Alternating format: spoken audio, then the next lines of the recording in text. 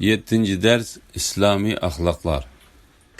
Bismillah, elhamdülillah ve salatu ve selamu ala Resulillah. Esselamu aleyküm ve rahmetullahi ve berekatuhu. Tüvendi dehtanlağa Abdüveli Qari Rahimullah'ın İslam dersleri toplamıdın 7. ders İslami ahlaklar degen temini okuyumuz inşallah. Euzubillahimineşşeytanirracim. Bugünkü dersimizde Allah halisa qısqıcı bolsa hem İslami ahlaklar hakkında bazı bir izlenişlerini kılımız inşallah. Resulullah sallallahu aleyhi ve sellem özünün risalet, elçilikten boğan maksatını bayan kılıp, men güzel ahlaklarını umumlaştırış için peygamber kılıp evetildim degen. Demek, İslam'daki kurulgan ibadetler hemmisi güzel ahlaklarının umumlaşışı bilen asli risaletten boğan maksat hem güzel ahlaklarının umumlaşışı için ikenligini bayan kıldı. Güzel ahlak neymi? Güzel ahlak kandak buluş gerek. Birer kişi özünü ahlaksız dep atagan kişi tarixte anlangan emas. Birov özünü hazırda hem etmaydı. Bundan keyin hem etmesi gerek. Vallahu alem. Hiç kim özünü ahlaksız dep atmaydı.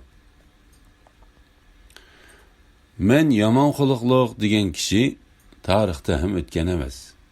Hazırda hem yok. Bundan keyin kıyamet kişi bolması gerek. Şunun için demek yeryüzüdeki hem adam ahlaklı adam bulup çıkıdı. Eğer adamla ölçümüge koyup koyduğun bolsak, birer edepsiz, ahlaksız adam yok. Hem adam ahlaklık, hem adam hatta hayatı boyu hayatını devamında oğurluk bilen ötküzüvatkan adam özüge felsefe kurup algan.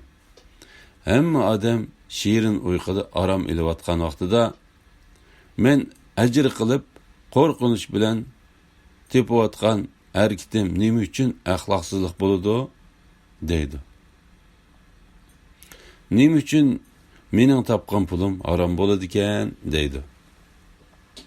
Özü fahişe bilen şoğulnuvatkanlar hem biravni faydalandırıvatkanlıkını cesedinin rahatını ötevatkanlıkını etiş bilen bu hem men en ahlaklı adam dep deva kılışı mümkün. Özünü bazada, koçulada cemalini, numusunu setip özünün pahişivazlık bilen yürgen ayal hem men cemiyetki zinnet bulup turuptu men, nimigi ahlaksız bolumen dep dava kılış mümkün. Men ademlerini paydalandırıvatı men dep dava kılış mümkün. Ve halen ki hayatta en şermendilik boğan ahlak mana bu ahlaktır. Şunun için bizde bir asası ölçem buluş gerek. Bu ölçem özgermez buluş gerek.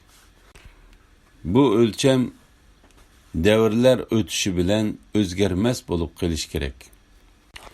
Zamanның, hayatның özgürüşü bilen hazırki cahili ademlerinin telaffuzu bilen itkanda terakkiyat ravajlangansırı degen sözünü işiltişidir.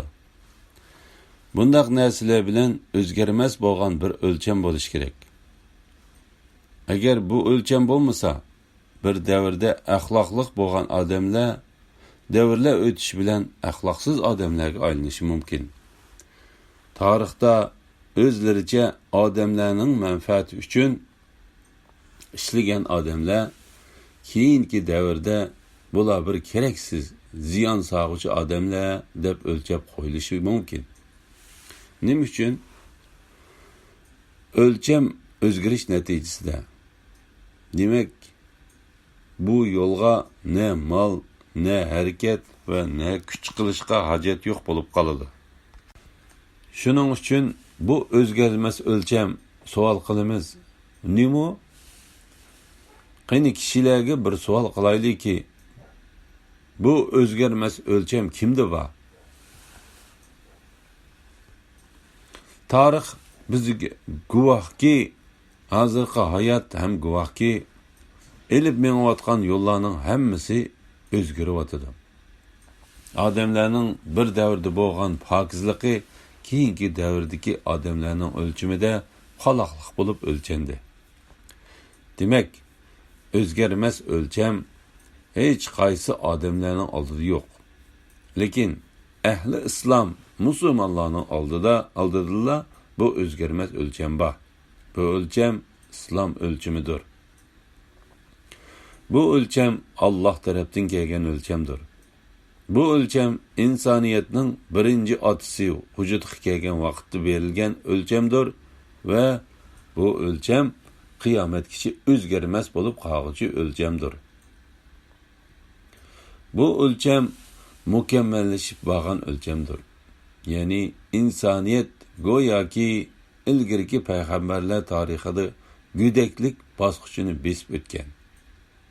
Bu go'daklik bosqichi kamolat yeshiga yetguncha Alloh subhanahu va taolo ularni tarbiya qildi. Kamolat yeshiga yetdi. Bu davr Rasululloh sallallohu alayhi vasallamning davri bo'ldi. Bu kishi bilan risolatga, elchilikka muhr besildi.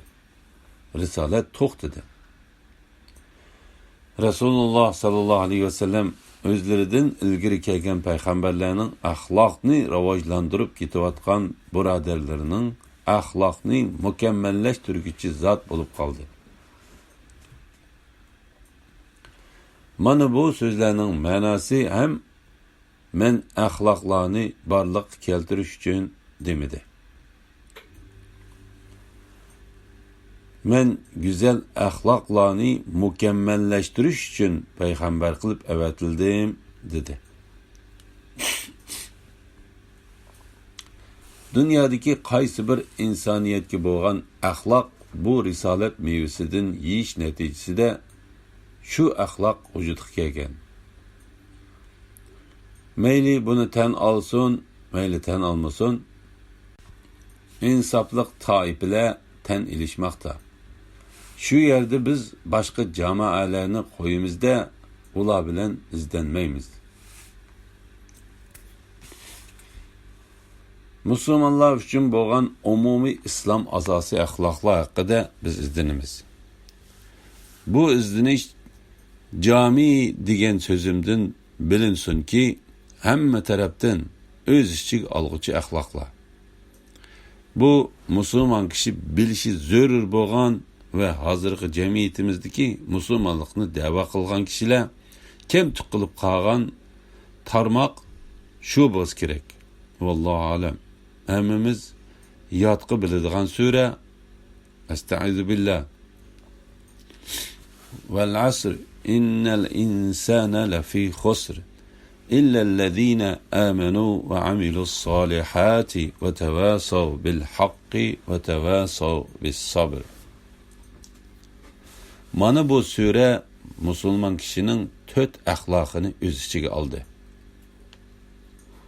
Alloh subhanahu va taolo asr vaqtda har xil ma'nolar bor. Shu birisini tanlaymiz. Qasam ichib vaqt qadr qimmatli narsa bo'lganligi uchun insonning qat'iy ziyonda ekanligini bayon qilib, 4 kishini 4 axloq egisini mustasno sirtida qildi. Birinchi, iymon keltirgan kishilar. Yaxshi ish qilguvchilar va bir-biriga haqni tavsiya qilgan kishilar va sabrni vasiyat qilgan kishilar. Mana shu 4 sifatni egallamagan kishilarning har biri ziyon ichida ekanligida shak yo'q, dedi. Agar shu sifatlar egallanmagan bo'lsa, bu odam ziyondan boshqa narsa emas. Avvalgi ikki xuluq, iymon va yaxshi amal islomni da'vo qilgan kishilarning ko'pinchisida tepilishi mumkin. Ammo haqni vasiyat qilish, haq yo'lidagi kurashdagi sabrni vasiyat qilish bu hamma musulmonlarda tepiladigan sifat emas. Biz shu yerda avvalgi so'zimizda umumiy hamma narsani o'z ichiga oluvchi xulqlar degan so'zimizda to'xtalib o'tamiz. Avvalgi zamoniy saodatdagi musulmonlarga bir nazar tashlaydi. Avvalgi musulmon kishi islom shariatiga olim bo'lgan, ya'ni sahobalar islomni mukammal bilgan va shuning bilan birga zohid bo'lgan, ya'ni dunyoni qalbiga joylamagan. Dunyo qo'llarida bo'lgan. Olim bo'lish bilan birga abid, ya'ni ibodat qiluvchi sifatga ega bo'lgan. Qaysi bir ibodatning tarmoqini olsangiz, shuningda komil bo'lgan.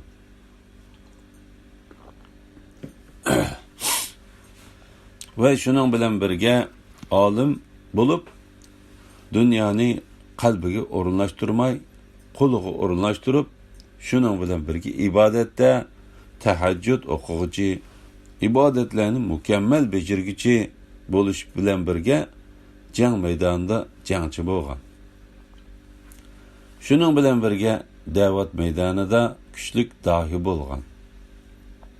Har qanday kambag'al odamning kambag'alligiga rahmi kelib, haqni aytmay qo'ymagan. Davlatman odamning davlatini rioya qilib, haqni aytmay qo'ymagan.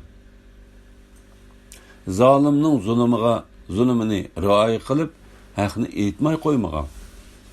Har bir o'rinda haqqa da'vat qiluvchi bo'lgan. Jur'atli bo'lgan va ochiq yo'riq bo'lgan. O'zining kimligini bayon qila olgan va hikmatlik ham bo'lgan.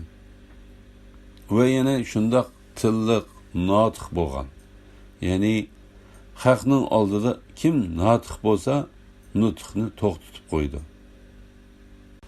Agar har qanday notiq odam o'zi jinoyatchi, aybkor odam bo'lsa, nutqini yo'qotib qo'ydi. Va hamda fikrida siyosiy bo'lgan, har kim uni aldab ketadigan kishi bo'lmagan va har birini bir idora o'rniga qo'ysa, idora qila olgan va zirak bo'lgan, nihoyat farosatli bo'lgan, ya'ni birovga aldanmaydigan bo'lgan bir musulmon kishini kechida ko'rsangiz tahajjudda sajda qilib yig'layotgan bo'lsa, bu odam bundaq ibodat bilan kunduzi dam oladi desangiz, kunduzi jang maydonida mujohid bo'lgan. Shu odamning o'zi shariat ilmini so'rasangiz, olim bo'lgan. Shu odam yana birovga muhtoj bo'ladigan tamaxur bo'lmagan. O'zining davlat qo'lida bo'lgan yoki kambag'al bo'lsa, ma'naviy jihatdan nihoyat boy bo'lgan. Ma'naviy tarafdan qashshoq bo'lmagan.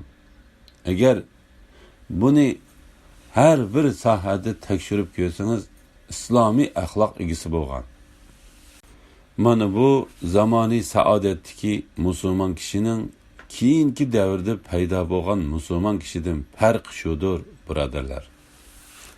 Keyingi vaqtdagi musulmonlarning farqi qayerda? Ular shariat olim bo'lsa, mutaxassislik maydonida hech narsa yo'q. Agar biror zolimga xitob qilishga to'g'ri kelsa, eng orqada turg'ich kishi bo'lgan. Biror bir kishida jur'at shundoq haybat bo'ladigan bo'lsa, shariat ilmidan mutlaq bexabar. Hozir biz o'zimizning ahvolida izlansak, mush fursatdan foydalanib ba'zi kishilarga islom yo'lida, agarchi oz bo'lsa ham, xususan hozirgi davrda Allohning yo'lida meningizni sarf qiling desangiz, nihoyat ko'p miqdorda sarf qila oladi. Lekin farzandingizni tarbiya qiling degan vaqtda farzandni tarbiya qilishga hech nima qilmaydi.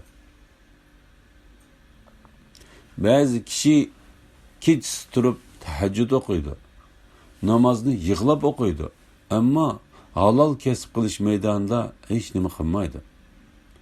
Agar shariat jiddiy holatda bo'ladigan bo'lsa, u shariatga xiloflik qiluvchi kishining birinchisi bo'lib qoladi. Ammo kechasi turib yig'lab ibodat qilish, 5 vaqt namozni joyida o'qish, jamoat bilan birga o'qishda hammasi joyida. Lekin farzandlarini tarbiya qilishda hech nima qilmaydi. Ba'zi bir kishi Qur'oni Karimni yodqa biladi. Qur'oni Karimni to'g'ri o'qiy oladi. Harflarini joyidan chiqarib o'qiydi. Ammo islomiy axloqlardan biror bir jur'at maydoniga solsangiz, uningdan qo'rqinchoq odam yo'q. Ba'zi bir kishilar zakotni shundoq beradiki, birinchi kunida ado qila oladi. Lekin o'ziga qarasangiz, uydikilariga qarasangiz, islomdan boshqa hamma narsa bor. Ba'zi bir kishilar nafl ro'za tutish maydonida nihoyat mustahkam. Lekin ilm talab qiling desangiz, mutlaq ilmdan bexabar. Shariatni, Qur'onni o'qishni hech qanday xohlamaydi. Umumiy qilib aytganda, musulmonlar ong nuqtai nazarda hammadan oqida qolgan. Mutaxassis tekshirish sahobalarida mutlaq hech kim qolmaydi. Shundoq mukammal islomni bilgan kishilar borki, mutaxassis maydonini ko'rsatadigan bo'lsangiz, hech nima bilmaydi. Mana bu keyingi musulmonlarning o'zgarish holati mana bu yerga kelib qolgan. Shu yerda bir hikoyani aytishdan ilgari shu narsani aytib o'tishimiz kerakkan. Musulmonlar o'rtasidagi munozaralarga qarasangiz, yaxshilik taraf bilan ko'makchi bo'lsangiz, abayqi aytib o'tgan zakot beradigan kishini zakotni nihoyat vaqtida beradigan ulug' kishi deb maqtashingiz mumkin. Ammo yomonlamoqchi bo'lsangiz, islomda farzandlarini tarbiyalashda hech nima qilmaydi. Hamma farzandi namoz o'qimaydi, ibodati yo'q. Lekin zakotni birinchi kunda berilishidan gap qilsangiz, tezlik qo'shiladi. Farzandlarini mukammal tarbiyalayotgan kishiga qarasangiz, o'zi Qur'onni tajvid bilan o'qiy olmaydi. yoki shariat ilmini o'rganishga o'zi harakat qilmaydi. Farzandini o'qitishga doim tayyor. Malini har qanday joyga sarf qiling deb o'rgatsangiz, ma'qul deb sarf qilgan kishiga islomning boshqa maydonlarida turib qarasangiz, hech nima yo'q. O'tirdagi munozirlar mana buningdan kelib chiqyaptiki, mubodo bir kishi islomga xizmat qilayotgan bir kishidan yomonlamoqchi bo'lsa, bu kimti Qur'onni durust o'qiy olmaydi deydi. Gap to'g'ri. Haqiqatda Qur'onni durust o'qiy olmaydi. Qur'onni durust o'qiyotgan kishini malomat qilayotgan kishi, bu kimti o'zi Qur'onni durust o'qigan bilan farzandlari hammasi dinda yo'q deydi. Bir kishi farzandlarini ham tarbiya qilgan bo'lsa, o'zi ilmdan bexabar yoki zakot berishga beparvo yoki ibodatlarga beparvo, mana bu taraf bilan malomat qilamiz. Misoli shuningga o'xshaydiki, bir hikoya bor. Ba'zi bir amo kishilar Hindiston mamlakatiga berib, Hindiston mamlakatida pil deydigan narsaning borligini anglagan edik. Shu pilning oldiga berib tutib ko'rsak, ular ko'rolmaydi. bular pilning oldiga borgandan keyin pilning putini tutib, bu pil yo'g'on bir narsakan deganligi. Ikkinchisi quliqini tutib, yopiloq yumshoq narsani his qilib, pil degan shundoq narsa ekanda. Uchinchisini pilning ustiga mindirib ko'rilgandan keyin u pil kangri bir joy ekanda, bular yurtlariga kelgandan keyin bular Hindistonga berib kelgandan keyin bular pil deydigan narsani tutdiq. Pil qandoq bo'ladi ekan desa, putini tutgan odam pil yo'g'on bir narsa ekan desa, yolg'on aytyapsan. Pil degan yopiloq, yumshoq narsa bo'ladi desa, uchinchisi yolg'on aytyapsan. Pil degan narsa keng maydon bo'ladi. Uning ustiga chiqib o'ltirsa bo'ladigan deb munozara qilganga o'xshaydi. Hozirgi savollar islom nima desa, siz o'zingizda faqat islomda 5 vaqt namoz o'qiysiz. Farzand tarbiyasi bilan koringiz yo'q. Islom nima desa, siz islomda 5 vaqt namozdan gap qilasiz. Faqat shu o'zingizning o'qishi haqida bo'lgan savoblar va'dalarni anglaysiz xolos. Farzand tarbiyasi haqida bir narsani anglamasangiz, farzandni tarbiya qilayotgan odam o'zini tuzitish haqida bir narsa anglamasa, farzand tarbiyasi haqidagi ajrini anglasa, din nima desa, farzandni tarbiya qilish desa, ba'zi bir kishilar zakotni vaqtida berish. Bu ming amal qilgani bilan bekor. Zakot islomdagi farz. U islomdagi farzni qilmaydi. Islom zakot deydi. Ana shuning o'xshagan biz o'zimizdagi keltirgan narsani tekshirib ko'rsak, hammamizda islomiy axloqning birdan oyiqi, quliqi, to'pisi bor bo'lganga o'xshaydi. Biz faqat yoki pilning ustida o'ltirgan odammiz, yoki pilning putini tutgan odammiz, yoki pilning quliqini tutgan odamimizda pilning boshqa joyini bilmaymiz. Pil to'g'risida shu odamlarning aytgani to'g'ri hamda xato. To'g'riligi aytgan qismida to'g'ri, lekin xatoligi mukammal emasligida xato. Bizning ba'zimiz islomiy axloqlarimiz ham shundoq bo'lib qolgan va shu vaqtda anglashni xohlaymiz. Uning o'zimizga qarshi bo'lgan, o'zimizda yo'q bo'lgan narsani anglashni xohlamaymiz. Mana shuning bilan biz islomni yo'qotib qo'ydik, birodarlar. Dushmanlar ham bizga boshqa narsani tushundirishi oson bo'ldi. Masalan, dushman o'zining maqsadini ishga oshirish uchun islomdagi narsadan foydalandi. Mubodo sizni ishlatmoqchi bo'lsa, birovga xizmat qilishning savobi ko'p, shundoqmi deydi. Birov xizmat qilishning savobi ko'p bo'lsa, siz menga xizmat qiling deng. Dushmanga ayting.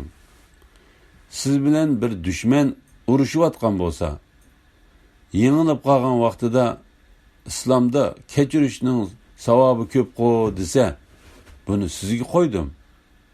Meni siz kechiring, men kechirmayman deng. Islom halim, muloyimlikni yaxshi degan. Lekin siz bilan bir odam urushib yengilib qolgandan keyin halimlikning yaxshiligini sizga aytsa, halimlikni men sizga qo'ydim deng. Musulmon kishi angliq bo'lib, zerek bo'lishi. Shuki dushmanga aldanmasligi.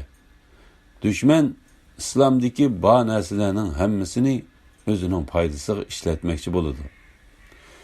Musulmon kishi agar axloqiy jami bo'lsa, hamma tarafdan komil bo'lsa, u dushmanning hilisiga aldanmaydi. Shuning uchun bizning hozirgi vaqtdagi musulmonlar islomiy jami axloqning egisi emas. Lekin islom axloqlari yo'q demoqchi emasman. İslomiy axloq bor, yoki oyig'i bor, yoki xuluqi bor, yoki usti bor. Boshqa tarafini ko'rmaydi, yoki ko'rmasga soladi, yoki ko'rishni xohlamaydi. Mana bu narsa natijasida musulmon shaxsiyat borliqqa kelmagan. Rasululloh sallallohu alayhi vasallamning davrida ota-onaga yaxshilik qilishni bilgan musulmonlar bo'lish bilan birga dindan boshqa bo'lsa, ota-onadan voz kechishni ham bilgan. Shu odam farzandiga yaxshilik qilishni otalar bilgan. Shuning bilan birga farzandi dinda bo'lmasa, farzandi bilan o'zining o'rtasida aloqani uzgan. Dinda har qancha mol davlatni dinning ravoji uchun bergan. Ammo bir tangini dinga ziyon bo'ladigan bo'lsa, bermagan. Hatta zalim padişahlar namaz o'qiydigan, ro'za tutadigan, lekin zalim padişah. Shu padişah bir olimdan bir narsa yezish uchun qalamini so'ragan vaqtida qalami yo'q desa, yolg'on gap qilgan bo'laman. Qalamim bor bo'lib, sana bersem birer bir zulümni yazsan, sana şirik bo'lishda Allah'tan qo'rqaman deydigan musulmon ham bo'lgan. Va ham shu musulmon jinini va milini din yo'lida beraligan. Ammo qalamida zulümni yezib qo'yishdan Allohning huzurida qo'rqqan. Biz mana bu tarafdan nuqsonliqmiz. Biz Qur'onga har bir harfni o'qisa qancha savob bo'lishini bilamiz. Ammo Qur'onning buyrug'ini mutlaq qilmaymiz. Qur'onning buyrug'ini mutlaq qilmaymiz. Rasululloh sallallohu alayhi vasallamga muhabbat qilamiz. Allohni yaxshi ko'ramiz tilimiz bilan. Lekin Allohni yaxshi ko'rganlar Rasulullohga agashsin degan buyruqqa itoat qilmaymiz. Mana bu axloq bizda tepilmaydi, birodarlar. Bizning kamtik bo'lgan tarafimiz shu yerda. Hozirgi vaqtda biror masjid qurilishida fidokor bo'lib xizmat qilishimiz mumkin. Lekin masjidni obod qiladigan kishilarni tarbiya qilish haqida beparvo bo'lishimiz mumkin. To'g'ri bir kishining imkoniyatida hamma ishni qilish mumkin bo'lmay qoladi. Lekin asosiy islomiy axloqlarni qilish toqatdan tashqari narsa emas bu. Shuning uchun mana bu sohada biz o'ylab qo'yishimiz kerak. Ba'zi kishilarni namozni o'qishidi, ro'zani ham tutishidi. Hamma islomdagi amallarni qiladi.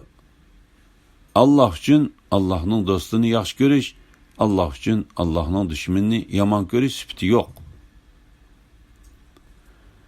Qalbidan dindor ahli tavhidni yomon ko'rib, buning bilan kelisholmaydi. Lekin dinning ashaddiy dushmani bilan kelishib ketaveradi. Mana bu sohalarda biz tekshirib qarasak, biz umumiy islomik axloqlarni o'zimizda gavdlantiradigan emasmiz. Mana bu narsa bizning islomdagi nuqsonliklarimizning eng kattasi shudir. Allah subhanahu va taala Rasululloh sallallohu alayhi vasallamga shundaq zotlarni berdiki va ularni ogohlantirdiki, agar shu yo'ldan qaytib ketsa, Allah boshqa bir 4 sifatga ega bo'lgan kishilarni vujudga keltirishni Ey mu'minlar, sizlardan kimiki murtad bo'ladigan, Allah uning o'rniga Allah ularni do'st tutadigan, ularmu Allohni do'st tutadigan, mu'minlarga ko'yinadigan, kofirlarga shafqatsiz, Allohning yo'lida jihad qiladigan va malomat qilg'uchining malomatidan qo'rqmaydigan bir qavmni keltirdi. Bu, ya'ni yuqoridagi sifatlar bilan sifatlanish Allohning fazlidirki, Allah onu bendilerden xalagan kişiga berdi. Allohning fazli kengdir. Allah hammani bilguchidir. Birinci eng islomiy axloq egisi bo'lgan jamoat kim? Allah yaxshi ko'rgan va Allohni yaxshi ko'rgan jamoatdir. Mana bu sifat bo'lish kerak. Biz hammamiz Allohni yaxshi ko'ramiz deymiz. Lekin Allohni yaxshi ko'rman degan kishining da'vosi nima bo'lish kerak? Bu da'vosini isbotlashi Estaizu billah Qul in kuntum tuhibbunalloha fattabi'uni yuhibbukumulloh va yaghfir lakum zunubakum vallohu g'afurur rahim. Ey Muhammad sallallohu alayhi vasallam, ularga aytqinki, agar sizlar Allohni do'st tutsanglar, menga ergishinglarki, Allah sizlarni do'st tutadi. O'tganki gunohinglarni mag'firat qiladi. Allah nihoyatda mag'firat qiluvchidir, nihoyatda mehribondir. Demak, Allohning bizni yaxshi ko'rishi uchun Rasululloh sallallohu alayhi vasallamga ergishishimiz kerak. Shundala Allohning bizni yaxshi ko'rishida shak shubha qolmaydi. Chunki Allah yuhibbukumulloh, Allah sizlarni do'st tutadi dedi. Va yaghfir lakum zunubakum, o'zi yaxshi ko'rgan bandalarning gunohlarini kechirdi. Biz bir ishni qilishdan ilgari Rasululloh sallallohu alayhi vasallam nimaga buyurgan degan masala haqida boshqa turishimiz kerak. O'zimizni hamma sahada onunğa o'xshash qilishimiz kerak. İkinci sifat mu'minlarga muloyim. Ba'zi kishilar nihoyat muloyim, lekin hammaga bir xil muloyim, dindarmi, dinsizmi, hammaga bir xil muloyim. Üçüncüsü, yaxshi ko'rgan jamoat kim? Mu'minlarga muloyim, kafirlarga shafqatsiz bo'lgan. Kafirlarning oldida o'zini oliy tutquchi, dinsiz odamning oldida o'zini cho'ng tutquchi, ammo mu'minlarga muloyim bo'lguchidir. To'rtinchisi, Allah yo'lida mujohid. Hamma imkoniyatini Allohning yo'lida sarf qiladi. Mana bu Allah yaxshi ko'radigan jamoat nisbatlaridandir. Ve yana bir sifati, 5-ci sifat deb aytsak, malomatchining malomatidan haq yo'lida hech qanday qo'rqmaydi. Her bir ishda malomatchining malomatidan qo'rqmaydi. Avval Allah va Rasul buyurganligini aniq bilib olgandan keyin u malomatchining malomatidan qo'rqmaydi. Mana bu sahoba kiromlarning sifati bo'lgan. Allah subhanahu va taala mana shu sifatni yo'qotsanglar dindan qaytganlikning belgisi dedi. Agar shu sifatlardan qaytsanglar, Allah sizlarning o'rninglarga mana bundaq pokiz jamoatni keltirdi deb sahobalardek pokiz zotlarni qo'rqitdi. Bu Allohning fazli. Allah xalqanga berdi. Bizning hozirgi vaqtdagi har bir kishi o'zi bir holatini tekshirib ko'rsa, shu sifatlarni birdan her bir kişide tepişimiz mümkün. Ama bu sifatlarning ko'pini bir kishida topolmaysiz. Mana bu narsa musulmonlar nuqsonliq bo'lib qolgan sifatdir, birodarlar. Shuning uchun Rasululloh sallallohu alayhi vasallam güzel ahlaklarni mukammallashtirish uchun avatildim dedi. Dersimizning bosh qismiga qaytamiz.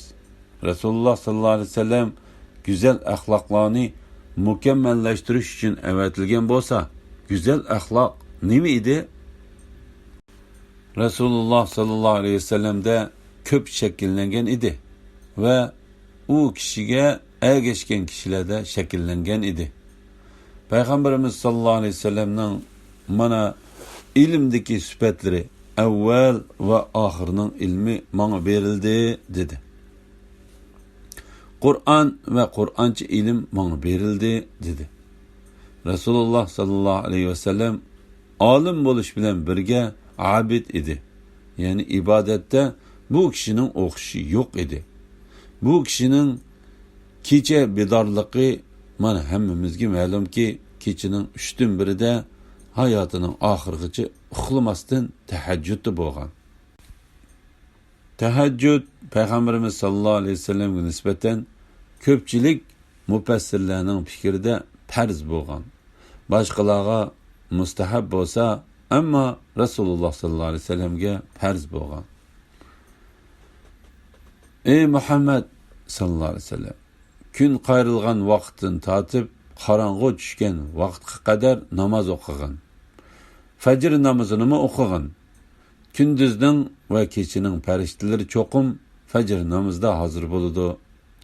Sana nafli ibodat bo'lishi uchun kechining bir qismida namoz o'qishga, Qur'on o'qishga o'yg'ong'in.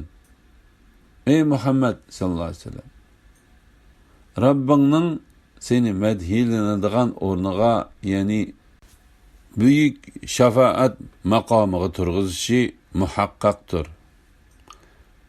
Mana mushu oyat u kishiga tahajjudning farzligiga dalolat qiladi deyishdi. Rasululloh sallallohu alayhi vasallamning obidligi shu darajadaki, tahajjudda ko'p Qur'onni tilovat qilganligidan Sura Baqara miqdoricha ruku sajda qilganligi rivoyat qilindi. Rasululloh sallallohu alayhi vasallamning yeniga kashf vaqti keldim. U kishi namozda turibdi. Go'yoki qozon qaynayotgandek ovoz yig'i bilan ichidan chiqib turibdi dedi. Rasululloh sallallohu alayhi vasallamning ibodatlaridek ibodat qilgan kishining ibodati biror qitim rivoyat qilinmagan. Rasululloh sallallohu alayhi vasallamning ro'zasi haqida bu kishi ulab ro'za tutatdi. Ya'ni 3-4 kungacha saharlik yemasdan ro'za tutatdi. Sahobalar bu kishiga ergashmoqchi bo'lganida ulab ro'za tutishdan to'sdi. Shuning bilan birga ulab ro'za tutgan odam kechilik namozdan qolmasdi. Kechqurunda namoz o'qib, kunduzi ro'za tutgan kishi jismoniy tarafdan shunda quvvatli ediki, sahobalar Xandakda ko'rilishayotganda bir tosh chiqib ko'tarolmay qolganda ko'tarib elib qo'ydi. Rasululloh sallallohu alayhi vasallam jihad maydonida bu kishidan qo'rqmas odam yo'q edi. Ish eg'irlashib ketsa, Payg'ambarimiz sallallohu alayhi vasallamning oldiga kelib oladi. Eng jur'atlik Umar ibn Xattob, Xolid ibn Valid tek kishilar ham ish eg'irlashganda Payg'ambarimiz sallallohu alayhi vasallamning oldiga kelib oladi deydi. Her bir o'rinda tekshirib ko'rilsa, Payg'ambarimiz sallallohu alayhi vasallam ulab ro'za tutgan, kechilik ibodatda bo'lgan kishi yer yuzining siyosiy arboblariga xat yozganida xatlarining ta'siridan larziga keladi. U kishining oldida, u kishining haybatida har qanday jur'atli kishi o'zini yo'qotib qo'yadi. Peygamberimiz sallallahu aleyhi ve sellem'nin keçisi abid, kündüzü zahid, mücahid, hem sahabeler Peygamberimiz sallallahu aleyhi ve sellem'ge şu sahada ergeçken idi. Özlerinin imkaniyeti berice, ama biz dünya tepişike düşsek, bütün ilimden bexabar bolup durup dünya tapımız. Mubada ilim okuyduğun bolsak, hayatın bütünley juda bulup kalımız. Hayatta nimi buluvatıdı, Ademle nimi dert tartıvatıdı bilmeyimiz. Hayatın Ademlerinin derdi bilen yürsek, Kur'an'ı hep dilep kolumuzga almayımız. Yani Allah Subhanahu wa Ta'ala tarafından insaniyetini mükerrem kılıp düşürülgen Kur'an'ı kolumuzga almay ötüp gitimiz. Nefil namaz okuyduğun bolsak, bütün kembeğallerinin hakkını esten çıkarımız. Qaysi bir sahada bolsak, mübadi bir ilim okuşqa yaşlarını kızıktırdıgan bolsa, perzentlerinin terbiyesinden vaz keçip alıdı. Mana bu narsa bizning kemtiklikimiz ve İslam ümmetinin kıymetini düşürüp atkan narsa mana şudur birodarlar. Şunun için qanday qilib bu narsani biz egallashimiz kerak? Birinci, bu avvalgi dersimizde aytganimizdek Allah Subhanahu wa Ta'alaga iman sübtiga ega bo'lishimiz kerak. İman qalbimizda nihoyat kuchli bo'lishi kerak. Ve biz hamma maydonda harakat qila oladigan bo'lishimiz kerak. Peygamberimiz sallallahu aleyhi ve sellem'nin cüretleri yerim keçide qattiq bir ovoz chiqqan vaqtda sahabelerinin içinde qo'rqmaslik bilan ve tiz yugurish bilan meşhur bo'lgan Salamat ibnul Akva yerim keçide bir ovozni anglab yugurib chiqsam, u kishining yugurishi shu darajada bo'lganki, ba'zi vaqtlarda oldirgan kishilarga etini berip, sizler berip turunglar, arqanglardan yetip barman deb otlardan burun berip bo'latdi. Shundaq yugurish bilan palvonlik bilan mashhur bo'lgan. Xotirjam arminglarni elinglar tinchlik deb kelayotganligini ko'rdim. Shundaq jur'atli edi. Qaysi sahani tekshirib ko'rilsa, haya menzilide yüzü içilmeyen kızdan hayalık idi, deb rivayet kılındı. Lekin başkalarının felsefesinde hayatlık kişiden hiç kandak yaxşılık çıkışı mümkün emas, deb düşündürdü.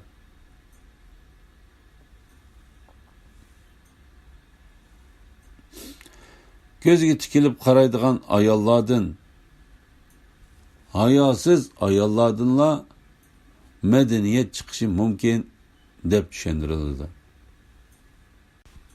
Haya u kişinin cüret yoludan tosmagan. Cüret mulayimlik yoludan tosmagan.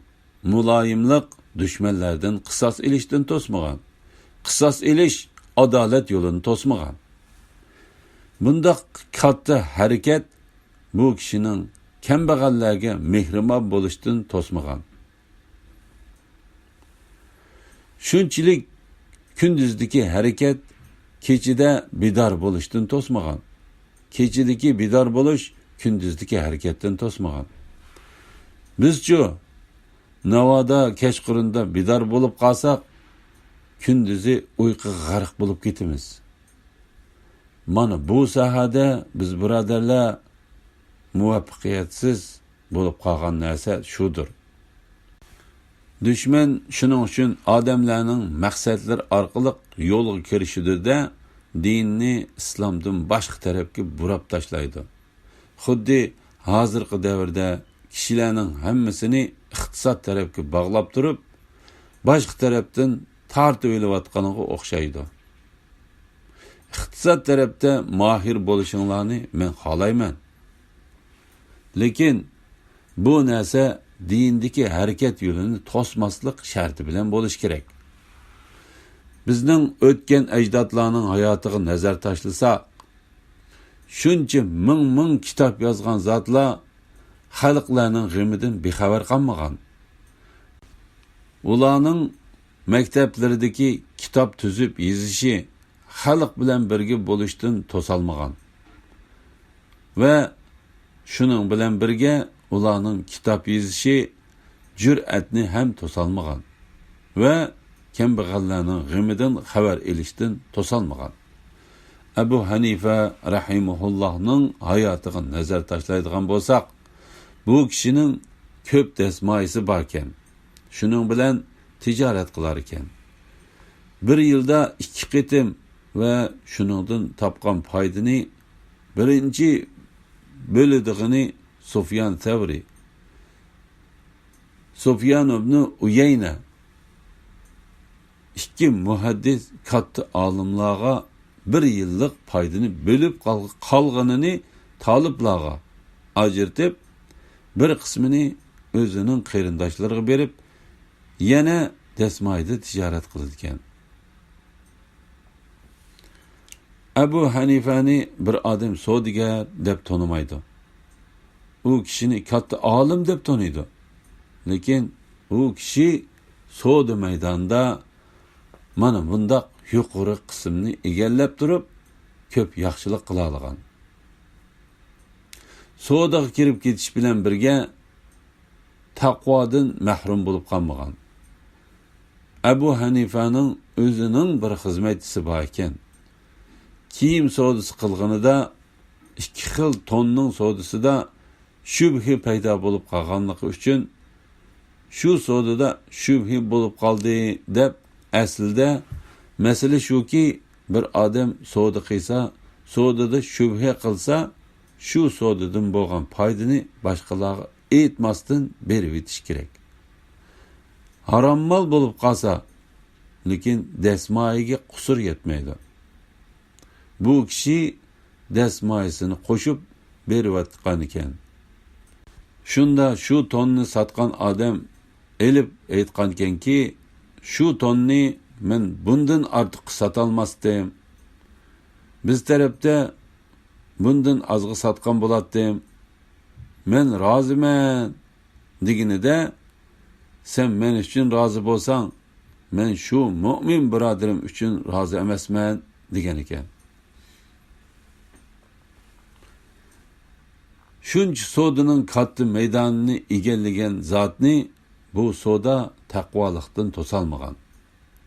Ayni shundoq, agar kishida iymon to'planadi desa, ayni shundoq maydonlarning hammasida harakat qila olishi mumkin, birodarlar.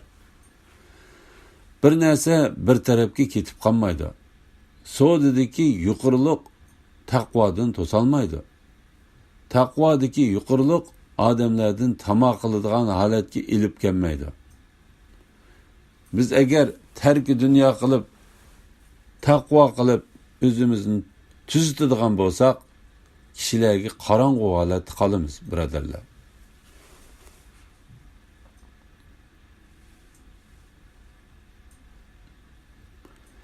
Mana bu sohalardagi narsalar bizni islom millatini oqiga chekindirgan narsadir. Shuning uchun bugungi darsimizdan ko'pchilikka tushunilgan bo'lsa kerak, islomiy jami axloqlar islom millatida yo'qolgandir. Islomiy axloqdan ba'zilari yo'qoldi demoqchi emasman. Umumiy axloq bir kishida tepilmay qolgan. Mana shunday kishilar kemiyib qolgan. Bugungi darsimiz tushunich bo'lgan bo'lsa kerak. Vallohu alam. Allah subhanahu wa taala shu darsimizdan manfaatlanishni hammamizga nasib qilsin. Avval o'zimga manfaat qilishni, sizlarga ham manfaatlanishni va boshqa islomiy birodarlarimizga manfaatlanishni hammamizga nasib qilsin.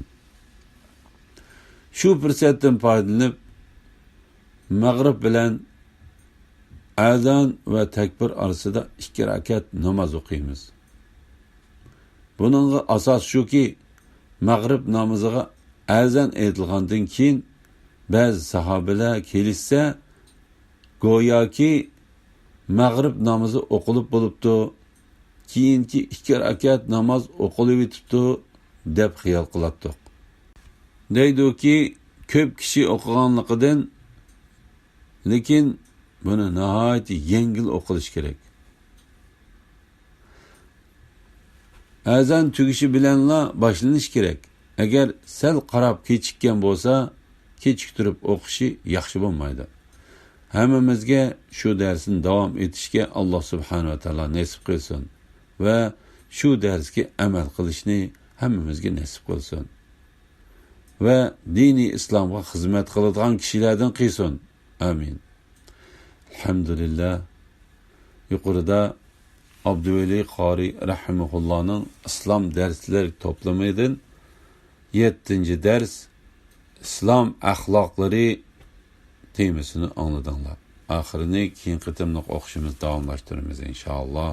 Va sallallohu ala Muhammad va ala alihi va sahbihi ajma'in. Assalomu alaykum va rahmatullohi va barakatuh.